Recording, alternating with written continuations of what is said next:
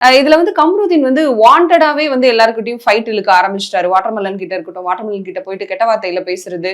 துஷார் கிட்ட வந்துட்டு நீ எல்லாம் ஸ்கூல் படிக்கிற பையன், நீ எல்லாம் என்ன கேட்கலாமா? என்ன மானிட்டர் பண்றியா? சரி வா, நான் ரெஸ்ட் ரூம் போறேன், அங்கேயும் வந்து என்ன மானிட்டர் பண்ணு அப்படின்னு சொல்றது.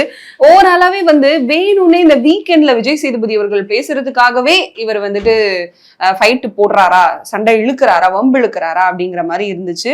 ஸோ இந்த ஜூஸ் ஃபேக்டரி டாஸ்க்னு வச்சா என்ன பண்ணுவாங்க, யாரு வேர்ஸ்ட் பர்ஃபார்மர், யாரு பெஸ்ட் பர்ஃபார்மர் அப்படின்னு சூஸ் பண்ணுவாங்க. வேர்ஸ்ட் பர்ஃபார்மரா கம்ருதீனையும் பார்வையும் சூஸ் பண்றாங்க. ஏன்னா அவங்க போட்ட சண்டைகள் அப்படி.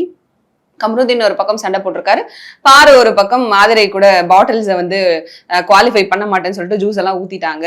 ஆதிரை கூட தூக்கி குப்பை தொட்டியில போட்டுட்டாங்க எல்லா பாட்டில்ஸையும். ஸோ வந்து ஓவராலா எல்லாரும் செலக்ட் பண்றாங்க பாருவை. ஸோ கம்ருதீனும் பார்வும் ஜெயிலுக்கு போறாங்க. யூஸ்வலாவே இப்போ 2-3 நாளா கம்ருதீனும் பார்வதியும் பேசுற லவ் டாக்ஸ் வந்து கொஞ்சம் அதிகமா இருக்கு. எனக்கு அப்படிதான் தோணுது. ஏன்னா வாண்டடா போயிட்டு பாரு இதுக்கு முன்னாடி அரோராவும் துஷாரும் பேசினது அந்த ஸ்விம்மிங் பூல் பக்கத்துல பேசினாங்க. அந்த கான்வர்சேஷனை நம்ம கேட்டிருந்தோம். அப்பவே தெரிஞ்சது தேவையில்லாத அடல்ட்ரி கண்டென்ட் பேசுறாங்க அப்படின்னு சொல்லிட்டு. அந்த மாதிரி தான் கம்ருதீனும் பாருவும் உட்காந்து ஒரு அடல்ட்ரி கண்டென்ட் சாப்பிடும் போது பேசுறாங்க.